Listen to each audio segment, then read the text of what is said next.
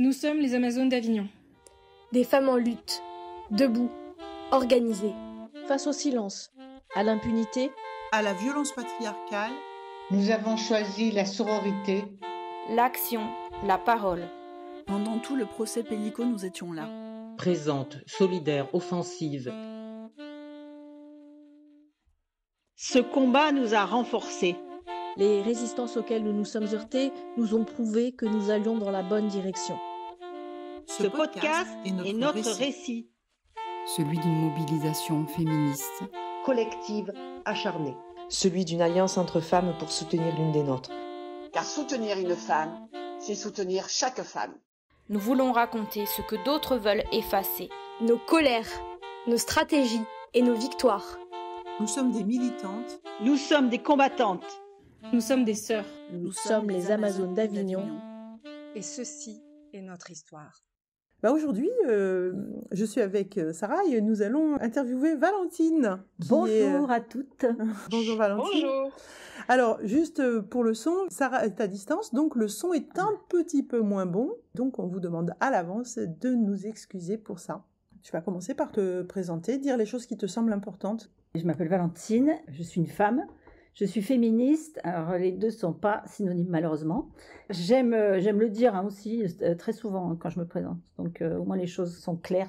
Je suis assez indépendante, mais j'aime bien travailler en groupe et vivre aussi en groupe. Ce qui me caractérise plus, c'est que j'ai toujours détesté l'injustice en fait. Bon, le féminisme vient de là, mais je résiste aussi, on dit que je suis têtue.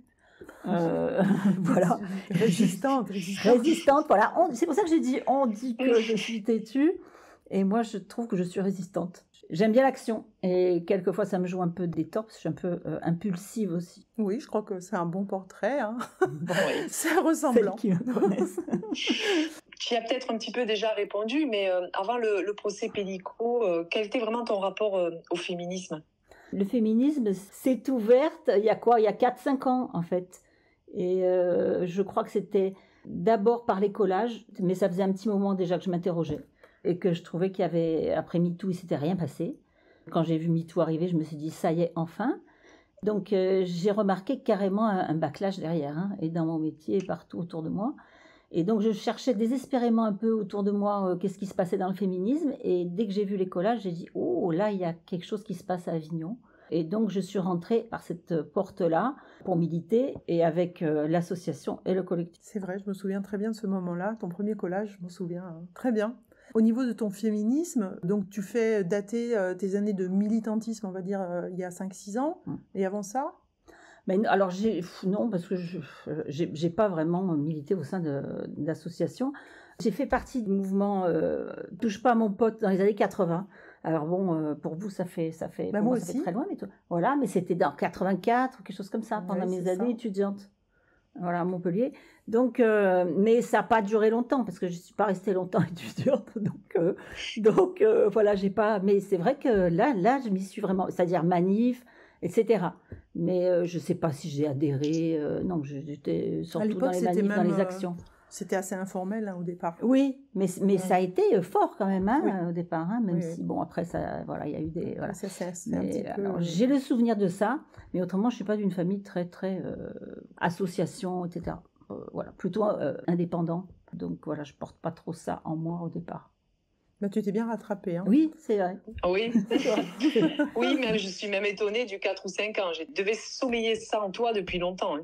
Oui, bien sûr. Non, mais je pense que j'en faisais. De toute façon, je faisais des choses à ma petite échelle. J'avais rien mis derrière, en fait. J'avais pas mis de possibilité de militer, etc. Là où j'étais autour, il y avait rien. Et bon, et c'était compliqué avec le boulot, tout ça. Enfin bon, voilà. Mais quand ça s'est présenté, voilà, j'y suis allée. Maintenant, on va en arriver à l'affaire Pellico. Est-ce que tu te souviens de la première fois que tu en as entendu parler ? Qu'est-ce que tu as entendu et comment tu l'as vécu ? Qu'est-ce que tu as ressenti ? Qu'est-ce que ça t'a fait ? Alors, je me souviens pas exactement de la première fois, non. Je crois que c'est quand il s'est fait choper et qu'on n'avait pas tout ce qui est arrivé derrière. Mais je me souviens que, donc, avec mes sœurs féministes, on s'est dit, il se passe quelque chose. On a suivi petit à petit les annonces de plus en plus horribles qu'on entendait dans la presse. Donc au départ, évidemment, j'étais horrifiée, vis-à-vis de Gisèle, et puis horrifiée avec les violeurs, quoi, comment c'était possible, quelque chose comme ça. Et après de la colère, hein, carrément de la colère, voilà. Mais bon, petit à petit, on s'est quand même, en se réunissant, en parlant, on a dit, on reste sur la brèche, et dès que ça sort, on est prête, on y va, et on en a parlé régulièrement. Donc tout ça, petit à petit, ça a formé quand même un mouvement entre nous. Oui, on a dû se préparer pendant peut-être 3 ans, en fait. C'est ça, 3 ans avant le avant. procès, ouais. Et quand on a su la date, parce qu'on était vraiment à l'écoute des moindres nouvelles, quand on a su la date, alors là, on a commencé à se préparer plus spécifiquement, quoi. Ouais, plus concrètement. Plus concrètement, ouais. Et qu'est-ce qui te mettait le plus en colère dans ce que tu entendais? Alors moi, c'est l'étendue du problème, c'est-à-dire, des femmes violées, soumission chimique, c'est vrai qu'on avait entendu parler, mais moi, j'ai découvert cette forme de soumission chimique, là, c'est-à-dire à grande échelle, organisée par son mari, et le nombre de violeurs, surtout à 20 km autour, pouvoir trouver une centaine de violeurs prêts à violer une femme, c'est ça, hein, moi, qui m'a fait, même si on le sait en tant que féministe qu'il y en a beaucoup, là, c'était vraiment, il y en a encore plus que ce qu'on croit. Voilà. Et c'est l'étendue du problème, en fait, et la découverte de cette soumission chimique à la maison. Comment est-ce que tu t'es engagée dans le procès? À quelle action est-ce que tu as participé? Alors, je pense que j'ai fait de tout. J'ai participé au collage, j'ai participé au banderole. Enfin, t'as plus que participé, je crois qu'il n'y a pas un seul collage où tu n'étais pas là. Alors, si, le premier. Je crois que j'étais à Marseille et j'ai pas pu venir, j'étais désespérée. Je crois le premier, j'ai pas pu le faire, j'étais désespérée. C'est bizarre. Et, oui, celui que vous avez fait la nuit où il y a eu la police. La nuit d'avant le... Où il y a eu la police. Ah oui, non, alors c'était pas le premier, ça c'était le... Deuxième? Le premier en soutien à Gisèle. Ah, le premier en soutien à Gisèle. Bon, oui, on s'est fait arrêter celui-là. Alors voilà, mais pas moi. Et donc,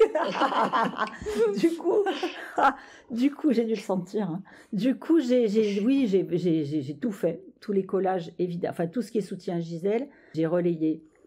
Donc mes sœurs féministes au procès. Donc voilà, je suis allée au feu aussi, puisque pour moi, c'était comme aller au feu. Hein. C'était vraiment comme un peu la guerre. Et puis après aussi les interviews aussi derrière. Oui, tu as fait beaucoup de médias, toi. J'ai fait beaucoup, je sais pas, sûrement moins que toi, parce que toi qui en as fait un nombre astronomique. Oui. Mais il y en a qui m'ont suivi, là, 7 à 8, avec des petits micros et tout, assez régulièrement. Oui. Et puis après, c'est vrai qu'au procès, après on se reconnaît avec les médias donc, qui viennent vers nous dès qu'ils ont 5 minutes. Et quelque chose à combler. Dans toutes les choses que tu as faites, et il y en a eu beaucoup, il y a quelque chose que toi tu as fait spécifiquement, c'était d'accompagner des femmes de violeurs. Oui, voilà, j'ai accompagné 2 femmes, donc 2 ex de violeurs. C'est-à-dire toutes les 2, elles avaient pris leur distance, heureusement, puisque le violeur en question, Grasso, je dis son nom parce que je dis les noms moi, était déjà en prison, etc. Donc elles avaient pu se détacher heureusement de lui surtout. Donc il y a eu Grasso et Rodriguez. Et l'ex-femme de Rodriguez, je dis pas les prénoms par contre parce que c'est pas terrible, même si c'est des prénoms courants, des femmes quoi. Elle avait divorcé déjà donc ça allait, mais elles avaient besoin toutes les 2 d'un soutien sur place et elles en avaient aucun.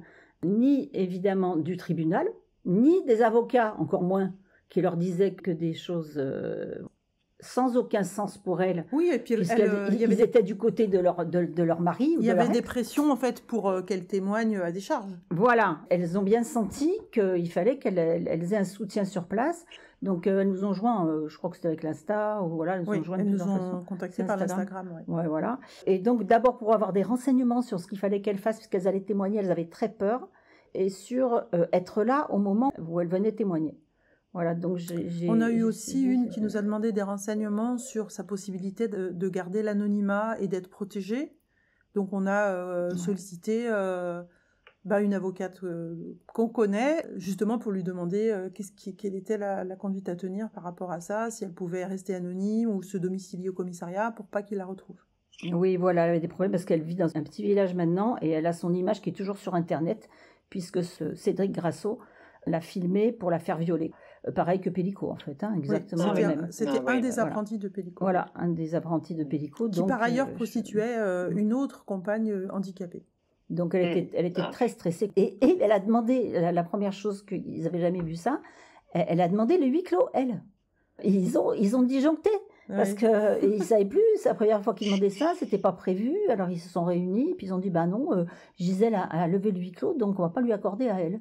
Voilà, enfin bon, qui n'a rien à voir. Parce qu'en fait, elle était là en tant que témoin, sauf qu'en fait, c'était un témoin qui elle-même avait été victime, et elle aurait aimé être reconnue à cette occasion comme victime, mais il y avait eu un problème, notamment la police n'avait pas fait le prélèvement de cheveux. C'est ça.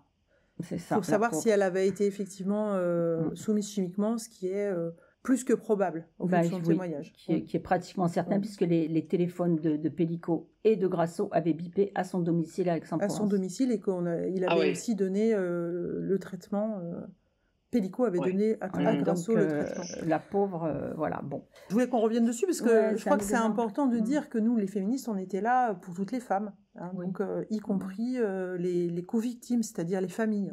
Oui, et je me demandais, Valentine, justement, parce que tu as été hyper active, effectivement, pendant ce procès, mais je me suis demandé si ton engagement, il avait été modifié, en fait, ta perception des choses, du procès, de ce que tu avais avant la colère, est-ce que ça s'était dupliqué ou pas tout au long du procès? Tu vois, est-ce que, parce que il y a dû avoir plein d'états d'âme. Je pense que c'est monté en puissance, hein, parce que moi, j'ai l'impression, quand j'y repense maintenant, que c'était comme une grosse tempête, quoi, voilà. Un cyclone, voilà. Et que chaque fois que j'allais surtout au procès, parce que c'est là où, encore en collant le soir, la nuit, etc., on prend du recul, et puis nous, avec nos boucles entre nous, WhatsApp, on prend du recul, mais quand on est dans le procès et qu'on y assiste, j'ai l'impression d'être dans l'œil du cyclone, là. Donc j'ai eu l'impression de traverser une tempête, avec des moments un peu plus cool, ou des moments où je me détachais, mais bon, c'est vrai qu'on y revenait sans cesse quand même, parce qu'on s'est énormément relayé. Donc j'ai jamais quitté vraiment le sang. Il y a des moments plus tranquille, surtout quand ils ont été jugés 6 par 6, parce que bon, c'était toujours pareil, les mêmes, voilà, donc là, on s'est un peu décollé, mais autrement, c'est vrai que déjà rien que l'accompagnement sur place des femmes qui venaient voir le procès, la bagarre avec le tribunal pour avoir notre place, nous, et la place des femmes qui venaient, qui prenaient 2 jours de congé ou 3 jours de congé, ou qui venaient une semaine, et avoir leur reconnaissance aussi, et avoir leur place au tribunal, ça a été une grosse bagarre aussi. Bref, on a passé notre temps à se battre. Oui, moi, oui. Après, c'est peut-être moi qui suis un peu comme ça, quoi. À partir un peu rapidement, voilà. Il faut dire qu'on a demandé des toilettes non mixtes, parce qu'il y avait 2 toilettes dans ce tribunal, mais les 2 étaient mixtes. On a demandé depuis le début, et on les a eu 2 jours avant la fin du procès. Oui, moi je peux apporter quelque chose par rapport aux toilettes, puisque peut-être le 3e jour, je pense, j'avais passé une matinée éprouvante, et donc je suis allée à la pause aux toilettes, le truc normal, et je me suis trouvée, donc toutes les copines étaient plutôt vers la machine à café, moi j'étais toute seule vers les toilettes, et d'un coup je regarde autour de moi, et il y en avait 3 devant moi, et 2 de chaque côté de moi, j'étais entourée de 7 violeurs. Oui, c'était et qui me collaient en plus, hein. C'était et je me suis trouvée complètement tétanisée, incapable de bouger à ce moment-là, et j'ai appelé Valentine. Donc j'ai poussé un genre de cri, je me souviens plus comment j'ai fait, et t'es venue et t'as fait tu t'as fait la queue avec moi, parce que je voulais pas céder, je voulais pas partir. Mais c'était insupportable d'avoir ces violeurs, ces criminels autour de moi comme ça, qui me touchaient. C'était juste insupportable. Oui, et ils nous opposaient toujours là, au tribunal. De chaque fois qu'on faisait une demande, ils nous opposaient, ils nous disaient c'est une question de moyens, c'est une question de place, c'est une question, etc. Mais en fait non, puisque là on a bien vu qu'il y avait les 2 toilettes, il suffisait de marquer femme d'un côté et homme de l'autre. Donc c'était volontairement que tout le monde était mélangé, et que les femmes qui étaient traumatisées, pour beaucoup qui venaient là-bas, étaient au contact de violeurs. Parce que nous, ils nous faisaient des doigts, des langues et tout ça aussi. Hein, ils nous avaient repérés au bout d'un moment. Ouais. Et évidemment que c'était très tendu. Et des menaces, ils nous filmaient, etc. Oui, c'est tout. Oui, au-delà de la violence du procès en soi, il y avait effectivement tout cet environnement rendu hostile par l'institution. En fait. Voilà, et puis on a quand même vécu avec... il y avait 51 violeurs qui comparaissaient, dont 32 libres. Donc les 32 libres, ils partageaient les mêmes espaces que nous. Voilà, donc le matin dans la file, puisqu'on attendait à 1h30 hein, devant, et ils passaient un peu au dernier moment, mais bon, ils arrivaient, ils étaient en comparution, donc voilà, ils rentraient, et on les voyait passer tous, les uns à la suite des autres, ils nous passaient devant. Donc, des fois, ils nous collaient aussi dans la file. Oui, ils collaient, au moment où c'est vrai qu'on a la sécurité qui regarde, ils essayaient de s'intercaler entre nous.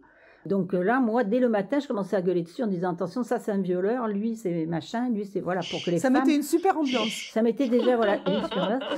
Et après, il y avait Gisèle qui arrivait et bon là, c'était quand même un moment très très puissant, très fort et voilà de dire qu'on était là, de dire qu'on la soutenait, de dire qu'on était avec elle malgré tout ce qu'elle vivait en termes de voilà d'horreur, voilà avec tous ces violeurs à côté, mais que nous on était dans l'autre salle, mais qu'on était là quand même. Ouais. On était avec elle, on était là. Et on tenait à ce qu'elle nous voie. C'est vrai que le matin quand elle arrivait, on faisait une haie d'honneur, on l'applaudissait et on sentait que ça lui donnait du courage pour la journée. Voilà, on lui disait nouvelle banderole. Oui. Voilà. Elle nous cherchait des yeux en fait, elle nous cherchait du regard tous les jours et chaque fois qu'elle était dans cette salle des pas perdus qui était quand même un endroit hyper anxiogène.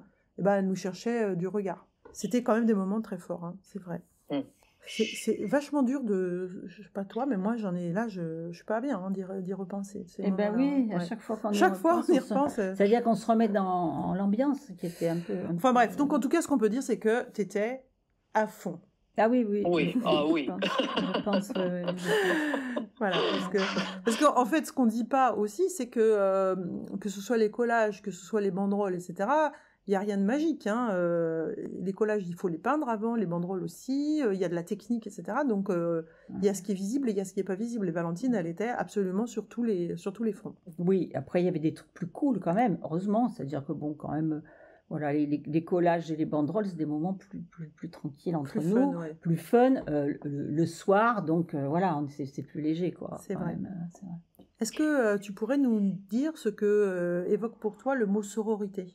Alors, le mot sororité, justement, c'est... Alors, d'abord, pour moi, c'est la seule chose qui peut nous sauver du patriarcat, parce que c'est vraiment les femmes qui comprennent que c'est entre elles qu'il faut agir, qu'il faut faire les choses.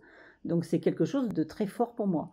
C'est ce qu'on reconnaît chez une femme, même si elle est au bout du monde. Voilà, on a quelque chose en commun, et ce quelque chose en commun, c'est s'entraider, déjà, voilà, après, à des degrés différents, mais on subit tout le patriarcat.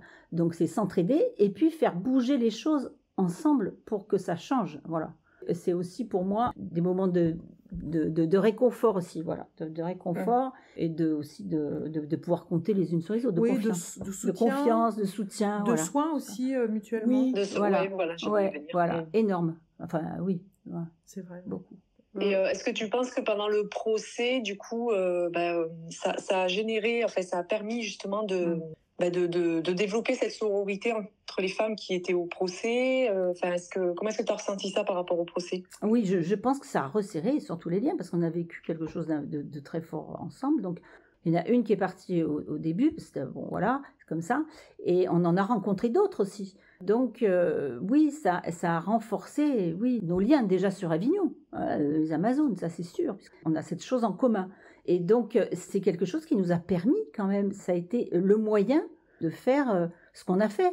Parce que si on n'avait pas été ensemble, si on n'avait pas été soror, si on n'avait pas pu mener cette chose ensemble, eh ben, le procès Pellico, ça n'aurait pas été la même. Hein. C'est vraiment été un succès pour moi, voilà. Oui, tu viens de dire, ça a changé des choses dans le procès Pellico. Tu penses à quoi, par exemple ? Alors d'abord, il y a eu les médias. Au départ, quand même, les médias... au départ, il y a les médias étrangers, c'est moi, il n'y a pas les médias français. Quand les médias français ont vu que les médias étrangers étaient là, ils ont rappliqué rapidement. Ils se sont dit, oui, voilà. Et donc, comme on était là dès le départ pour ouvrir la boîte, pour essayer d'ouvrir cette boîte de la justice, on a été là pour la levée du huis clos. Donc forcément, si on n'avait pas été là, si on n'avait pas rapporté un regard féministe, une parole féministe, eh ben le procès n'aurait pas eu ce retentissement-là, c'est évident. C'est vrai.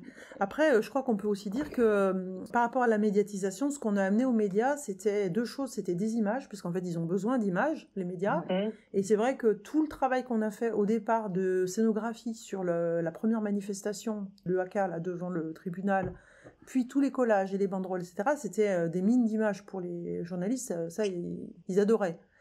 Ça, c'est la chose quand même vraiment importante, puisque du coup, ils avaient quelque chose à se mettre sous la dent. Et puis ensuite, il y avait nous et notre expertise, quand même. Ah oui, qui a été importante, puisque on a relaté aussi des choses qui n'étaient pas relatées. Bon, après, eux, ils ont fait leur coupage, hein, Mais on était quand même dans le procès, remarque, comme eux, hein, mais ils n'ont pas relaté les mêmes choses que nous. Ils ne l'ont pas vu de la même façon. Donc il y avait un regard féministe. Voilà, c'est ce regard féministe qu'on est arrivé à sortir du procès. Par exemple, bon, je prends un exemple, mais bon, c'est l'exemple qu'on prend souvent entre nous, mais la pornographie, personne n'en a parlé. Et pourtant, on a essayé, hein, on a fait collage dessus, on a mis les médias le nez dessus, mais ils n'ont pas rapporté. Donc il y a encore beaucoup de choses que les médias ne veulent pas voir et ne veulent pas outer. Voilà. Mais on peut dire que ça a été quand même pas mal suivi. Hein. Bon, il n'y a pas eu de gros ratages, mais c'est vrai qu'il a fallu... Enfin, il y a encore du boulot. Hein, on a ramé. Voilà, on a ramé, voilà, on a ramé, oui. Et bon, moi j'ai suivi un peu avec la distance géographique, on va dire, mais je pense que pour revenir à la sororité, cette médiatisation, elle a été aussi possible parce que vos actions respiraient la sororité. Vous voyez, quand vous avez fait le haka, on sentait une puissance de femmes qui était quand même fabuleuse, hein, quand on regarde ça d'un point de vue un peu plus extérieur, parce qu'on ne peut pas être sur place. Et vous avez su trouver ensemble quand même des actions qui marquaient effectivement assez fortement pour que les médias les relaient. Isolément, vous n'auriez sûrement pas eu le même impact. Donc la sororité, elle s'est vraiment ressentie, même avec un regard extérieur et vraiment dans une... Voilà, ça a servi la cause en fait. Hein, vous voyez, ouais, ça c'est la force du collectif. Mais c'est aussi parce qu'on se connaissait aussi avant. Vrai, ça fait un moment qu'on c'est ce que j'allais dire. Ensemble. Hein, c'est pas un truc qu'on a décrété. C'est quand même, on a un groupe qui est constitué en tant que tel depuis 4-5 ans. On se connaît, on est efficace, on est experte dans notre domaine, le féminisme radical. Et aussi, on a des techniques. Je veux dire, absolument, oui. Ça les sidérait les journalistes quand ils nous voyaient coller, là, ils étaient complètement hallucinés. On a beaucoup d'imagination aussi. C'est vrai qu'on a un peu débloqué des niveaux, hein, au niveau créativité aussi. Oui, complètement. On a eu plein d'idées, puis ce qui est génial, c'est qu'on continue à en avoir. Oui, voilà, on continue, exactement. Et c'est vrai que, en tout cas, par rapport à ça, on a aussi les avocats de Gisèle, à qui on parlait régulièrement. On parlait régulièrement à Gisèle et à ses avocats, qui nous disaient que notre action était précieuse, en fait.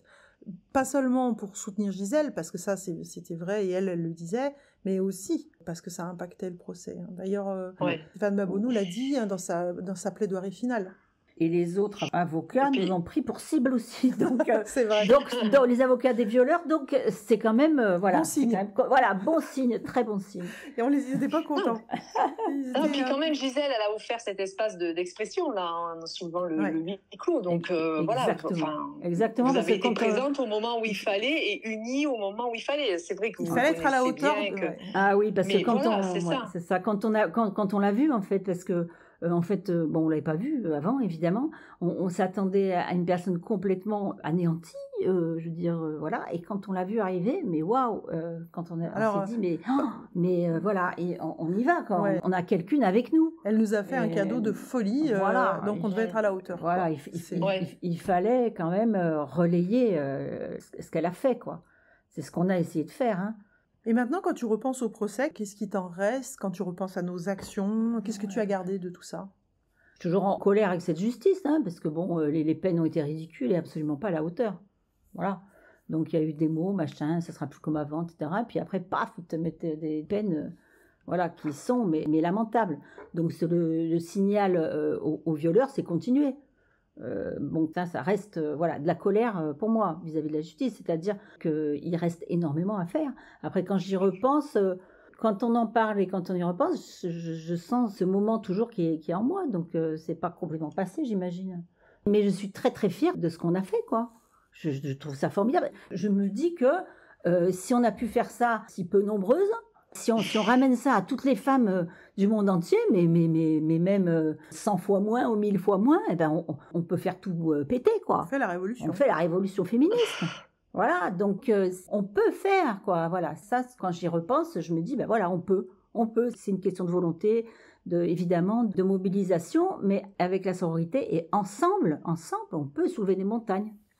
Oui, moi j'irais même jusqu'à dire que j'ai souvent eu des médias qui me demandaient, mais il y a Mazan, les violeurs de Mazan, etc. Mais je te répondais, mais il n'y a pas de microclimat à Mazan. Le problème, c'est pas Mazan. Il y a la culture du viol, il y a un certain nombre de choses qu'on a comprises pendant ce procès par rapport globalement à ce que c'est qu'être un homme aujourd'hui. Mais de la même façon, les Amazones d'Avignon, bah oui, c'est vrai qu'on a fait quelque chose d'assez incroyable et on a été là, etc. Et moi, je dis à toutes les femmes qui nous écoutent, il n'y a pas un microclimat particulier à Avignon non plus. Donc, ce que nous, on a fait, toutes les femmes peuvent le faire.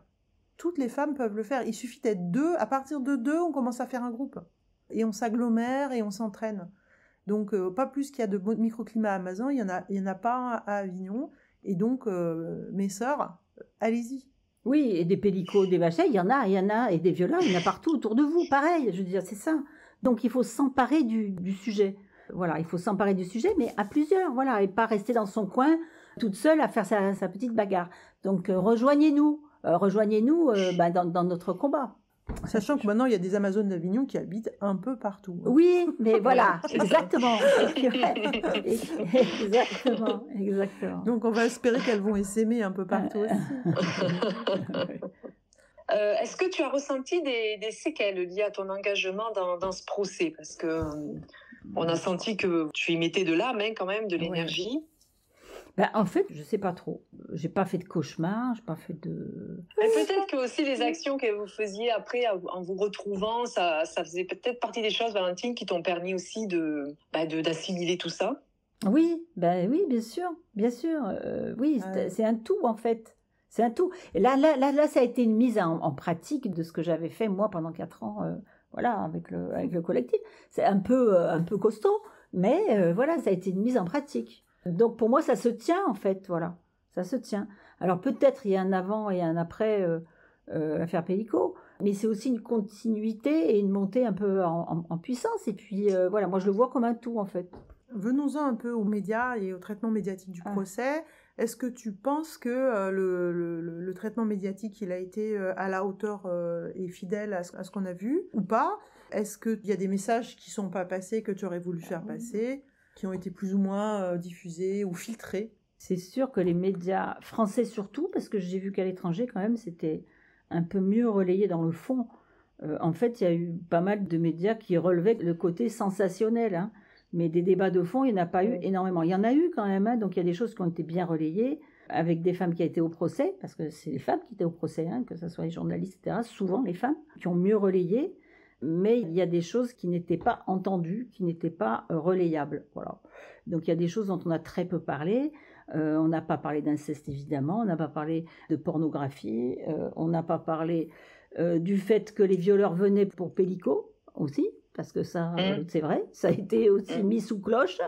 Enfin bon, il y a plein de... Alors il y a des choses plus ou moins importantes. Par exemple la pornographie, alors chaque fois que... Voilà, il n'y a pas eu de relais du tout. Et le débat de fond, il faut voir le côté systémique des choses. Et ça, ce débat-là a été très très peu fait. Il y a eu beaucoup de sensationnels. Mais bon, ça c'est pour tout, hein, je crois. Mais particulièrement là, il y avait besoin, parce que là, on avait quand même une opportunité pour découvrir tout ce patriarcat tentaculaire. Moi, j'ai trouvé qu'il y avait même un petit peu de détournement par les médias, notamment sur la loi sur le viol et la notion de consentement. À un moment donné, on s'est dit, mais ils n'ont vraiment rien d'autre à raconter, puisqu'ils ne nous parlaient que de ça. Ils ne nous interrogeaient que, est-ce qu'il faut réformer la loi sur le viol? Est-ce qu'il faut mettre le consentement dans la loi? Non, mais tout est bon pour détourner le vrai sujet, c'est-à-dire les violeurs. Ben voilà. Le vrai sujet, c'est les violeurs. Donc, s'attaquer aux violeurs. Donc, tout est bon pour détourner. Donc après, dès qu'il y a eu cette histoire de consentement, là, ils sont partis là-dessus. Mais c'est eux qui ont mis à l'agenda, finalement, un sujet qui n'en était pas un. Non, Gisèle était dans le coma. Voilà. Et donc, puis, ils en parlaient au sein même du tribunal. Ils parlaient de consentement. Est-ce que vous avez obtenu le consentement de Gisèle Pélico, demandait le président à tous les violeurs? Donc, il est déjà dedans, le consentement. C'est pas ça. C'est les preuves qui nous manquent. Et là, on avait les preuves. Donc...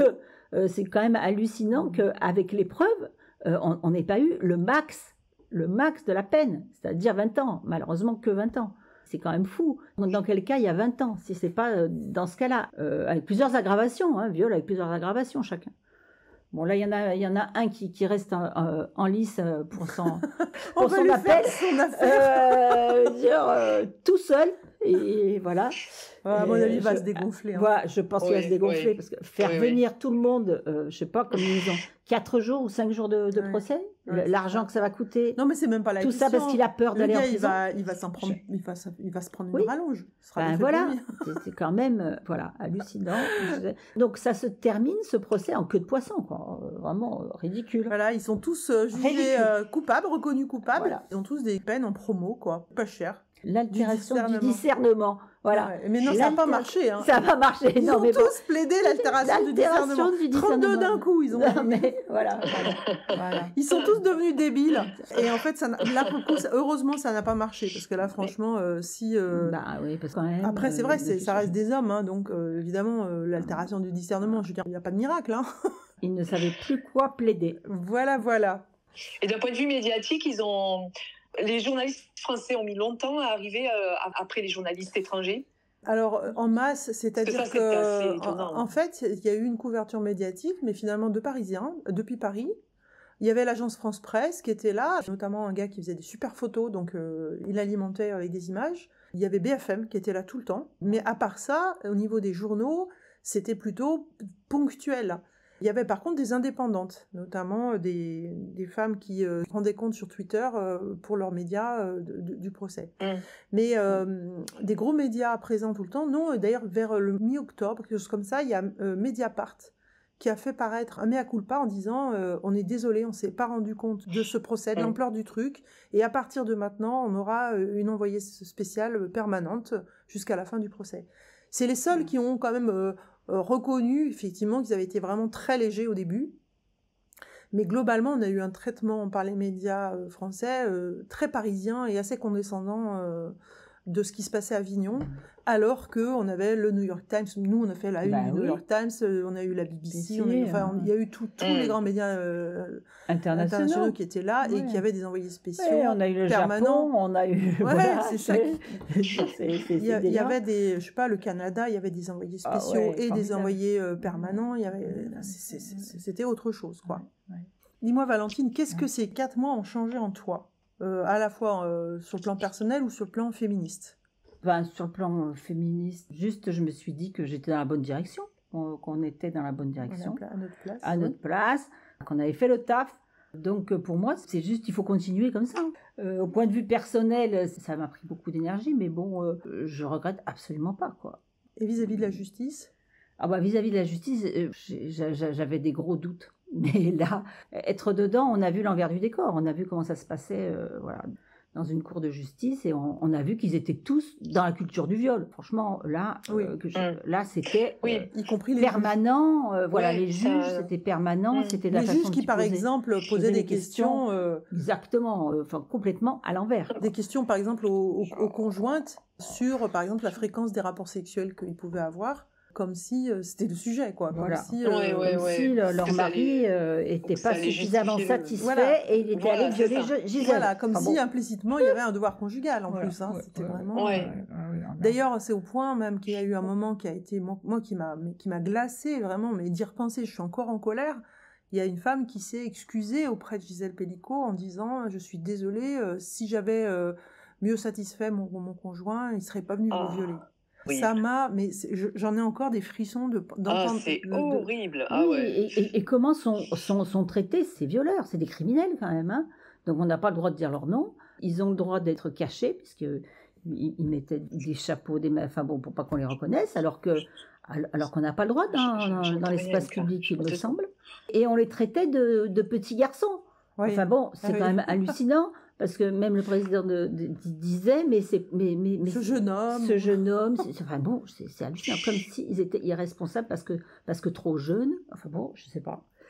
Donc ils étaient. Je pense qu'il faut retirer le droit de vote aux hommes parce que après priori ils sont jamais majeurs. Voilà, je sais pas, comme si eux étaient immatures ou non. Ils ont violé en toute conscience, ils le savaient très bien. On l'a vu. Moi j'ai vu deux.